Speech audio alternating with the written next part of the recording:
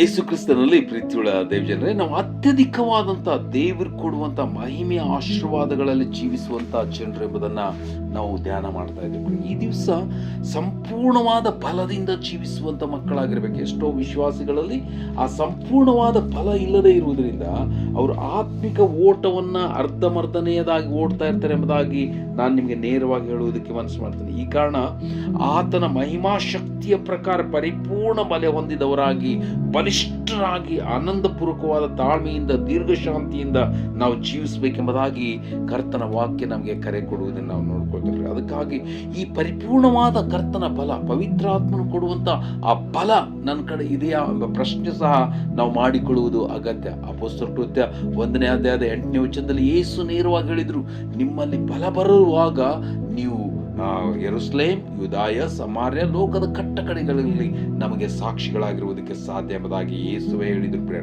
ಈ ಕಾರಣ ನಮ್ಮ ಕಡೆ ಬಲ ಇಲ್ಲ ಅಂದ್ರೆ ನಾವು ಕರ್ತನ ಮಹಿಮೆಯಲ್ಲಿ ಜೀವಿಸುವುದಕ್ಕಾಗುವುದಿಲ್ಲ. ಎಷ್ಟೋ ದೇವರ ಮಕ್ಕಳಿಗೆ ನಿಜವಾದ ಬಲ ಇಲ್ಲದೆ ಇರುವುದರಿಂದ ಅವರು ಅನೇಕ ವಿಷಯಗಳಲ್ಲಿ ಸೈತಾನ್ನ ಎದುರಿಸುವುದಕ್ಕೆ, ಆತನ ತಂತ್ರಗಳನ್ನು ತಿಳಿಯುವುದಕ್ಕೆ ಆಗುವುದಿಲ್ಲ. ಎಫೆಸ 6ನೇ ಅಧ್ಯಾಯದ 10ನೇ ವಚನದಲ್ಲಿ ನೀವು ಬಲವನ್ನು ಹೊಂದಿದವರಾಗಿ ಸೈತಾನನ್ನು ಎದುರಿಸ್ರಿ ಎಂಬುದಾಗಿ ಬರೆಯಲ್ಪಟ್ಟಿರುವುದನ್ನು ನಾವು ನೋಡ್ಕೋತೇವೆ. ಎಷ್ಟೋ ದೇವರ ಮಕ್ಕಳಿಗೆ ಬಲನೇ ಇರುವುದಿಲ್ಲ, ಸೈತಾನ ಎದುರಿಸುವುದಕ್ಕೆ ಅವ್ರ ಕಡೆ ಅಸಾಧ್ಯ ಎಂಬುದಾಗಿ ನಾವು ನೋಡ್ಕೋತೇವೆ. ಅನೇಕ ಸಮಸ್ಯೆಗಳು ಅವ್ರಿಗೆ ಎದುರಾಗುವಾಗ ಆ ಸಮಸ್ಯೆಗಳನ್ನು ಎದುರಿಸುವುದಕ್ಕೆ ಅವ್ರ ಕಡೆ ಶಕ್ತಿನೇ ಇರುವುದಿಲ್ಲ.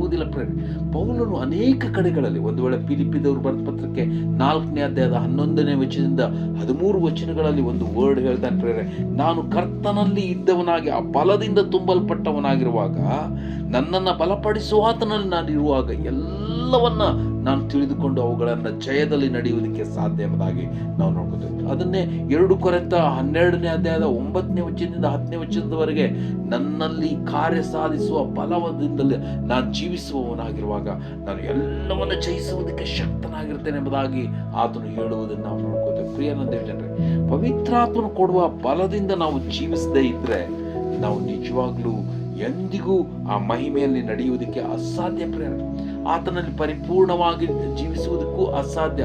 ಅದನ್ನ ಎಫೆಸದವರು ಬರೆದ ಪತ್ರಕ್ಕೆ 3ನೇ ಅಧ್ಯಾಯದ 16ನೇ ವಚನದಿಂದ 19 ವಚನಗಳಲ್ಲಿ ಅದನ್ನ ವಿವರಣೆ ಮಾಡಲ್ಪಟ್ಟಿರುವುದನ್ನು ನಾವು ನೋಡ್ಕೊಳ್ತೇವೆ. ಪ್ರೇರಣೆ ಆತನ ಪ್ರೀತಿಯಲ್ಲಿ ನೆಲೆಗೊಳ್ಳುವುದಕ್ಕೆ ಆಗುವುದಿಲ್ಲ. ಆತನ ಪರಿಪೂರ್ಣವಾದ ಒಂದು ಆನಂದದಲ್ಲಿ ಜೀವಿಸುವುದಕ್ಕೆ ಸಹ ನಮ್ಮ ಕಡೆ ಅಸಾಧ್ಯವಾಗ್ತದೆ. ಅದಕ್ಕಾಗಿ ನಾವು ದೇವರ ಪರಿಪೂರ್ಣವಾದ ಆ ಬಲವನ್ನು ಆಶಿಸುವವರಾಗಿ ಅದರಲ್ಲಿ ನೆಲೆಗೊಳ್ಳುವುದು ಅತಿ ಅಗತ್ಯ. ಯಾವ ದೇವರ ಮಕ್ಕಳು ದೇವರ ಬಲದಿಂದ ತುಂಬಲ್ಪಟ್ಟಿರ್ತಾರೋ ಅವ್ರು ಮಾತ್ರ ಆ ಜಯದಲ್ಲಿ ಸಹ ಜೀವಿಸುವುದಕ್ಕೆ ಸಾಧ್ಯವಾಗ್ತದೆ ಎಂಬುದಾಗಿ ದೇವರ ವಾಕ್ಯ ನಮಗೆ ಕರೆ ಕೊಡುವುದನ್ನು ನಾವು ನೋಡ್ಕೋತೇವೆ. ಅದಕ್ಕಾಗಿ ನಮ್ಮಲ್ಲಿರುವ ಬಲವನ್ನ ಒಂದು ವೇಳೆ ಪರೀಕ್ಷೆ ಮಾಡೋಣ. ಇಲ್ಲವಾಗಿದ್ರೆ ಇವತ್ತೇ ಪವಿತ್ರಾತ್ಮನ ಸಹಾಯವನ್ನು ಬೇಡಿಕೊಂಡು ಆ ಬಲದಿಂದ ತುಂಬಲ್ಪಟ್ಟವರಾಗಿ ಈ ಲೋಕದಲ್ಲಿ ಸಾಕ್ಷಿಯ ಮಕ್ಕಳಾಗಿ ಜೀವಿಸುವುದಕ್ಕೆ ನಮ್ಮನ್ನು ಒಪ್ಪಿಸಿಕೊಂಡು ಆ ರೀತಿಯಲ್ಲಿ ಆಗುವಂತ ಕರ್ತನು ನಿಮ್ಮನ್ನು ಆಶೀರ್ವದಿಸಲಿ. Thank you.